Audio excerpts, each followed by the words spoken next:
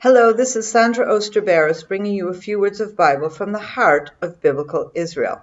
This week's Torah portion is Behukotai, and Behukotai literally means my laws, or of my laws. It is a covenant. Okay, this begins in chapter 26, but it really begins with verse 3, which is where the covenant begins. If you follow my laws and faithfully observe my commandments, I will grant you rains in their season, so that the earth shall yield its produce, and the trees of the field their fruit. And this is actually, if we talk about covenant in the Bible is always a contractual type of situation.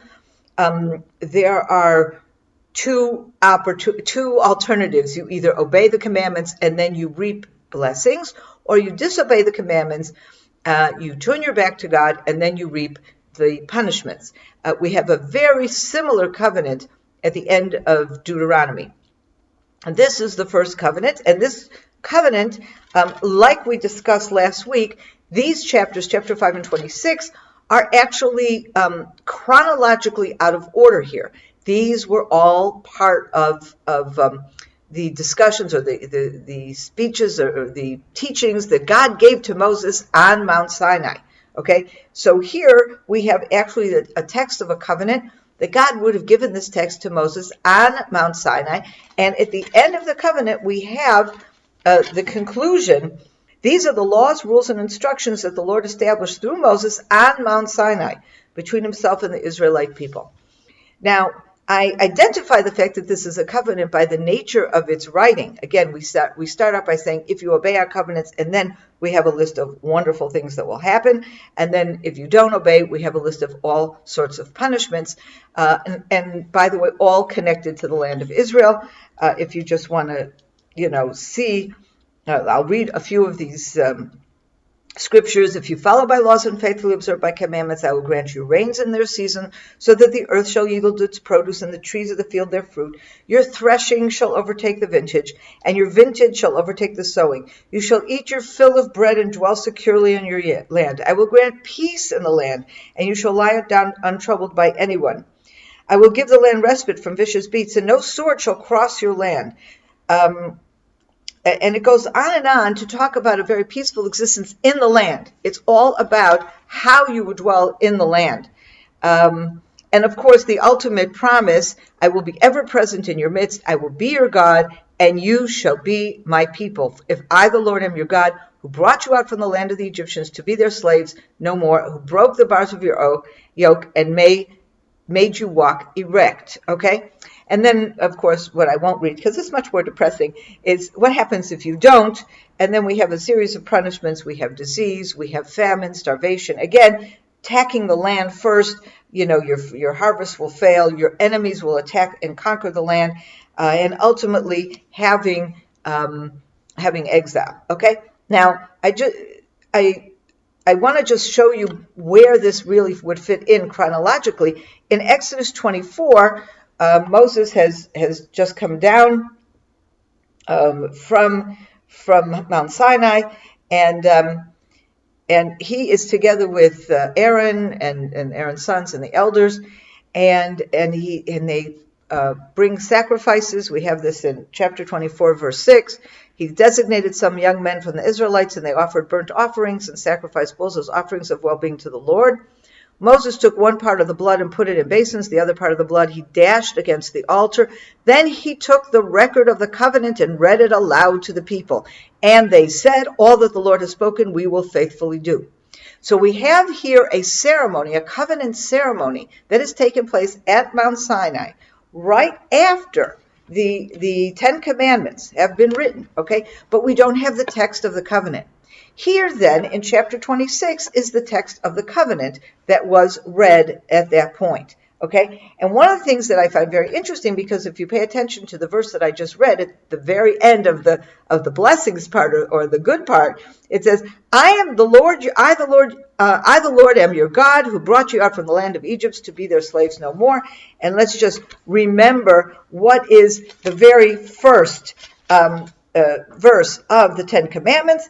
I, the Lord, am your God who brought you out of the land of Egypt, the house of bondage. You shall have no other gods besides me. Okay, so it's very much links. It's not just that this text makes sense, that be the text of that covenant that is mentioned in Exodus, but it's linked thematically so clearly between the two texts. Okay, anyway, what I'd like to do now, though, is just point out something very, very interesting. We talked about the fact that the covenant is very connected to the land, but it goes much more than that.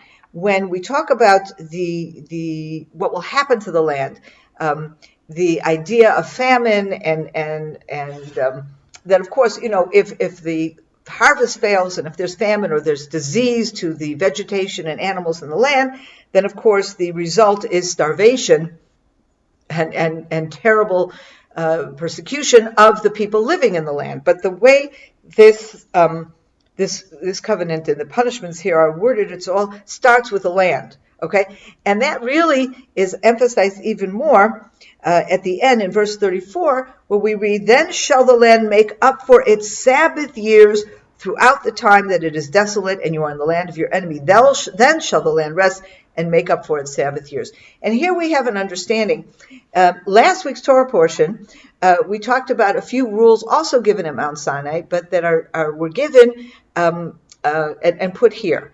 And I think it's these two chapters go together, because what we read in chapter 25 is the rules of the sabbatical year and ultimately Jubilee. And then we have the ideal, what we're supposed to do. We're not supposed to work in the seventh year, and we need to place our faith in God, knowing that even if we don't work the land in the seventh year, He will provide all that we will need. And in fact, we know that there's a promise that the sixth year will even be more bountiful, because it will take us through until we will have the harvest of the eighth year. So that is really, that's the ideal that's set before us. But what we learn here in this covenant, in the punishments, is that the assumption here is that they will not keep the sabbatical year. And the punishments in the covenant link directly to that failing. And it's a wonderful parallel, because of course the punishments are not just about the sabbatical year. At the beginning it says you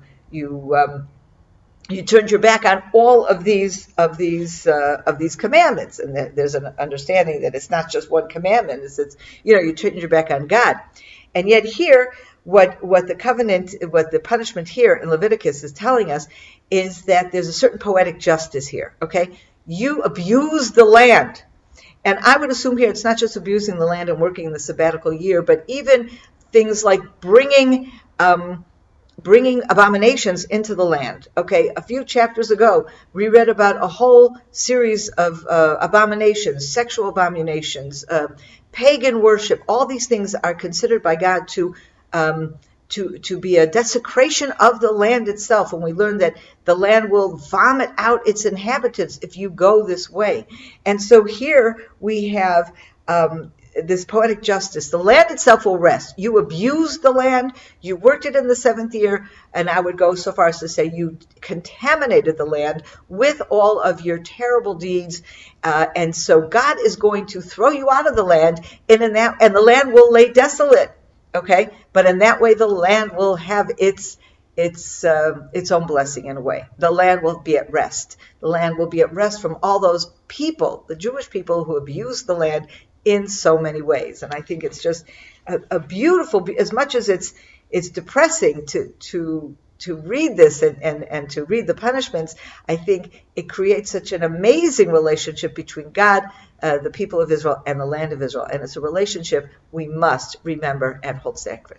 Have a wonderful weekend, and Shabbat Shalom. I hope you enjoyed that video, and we'd like to be sure you're getting all of our video content. So just click on the subscribe button below, as well as on the notification bell, and that way you will have easy access to all our material.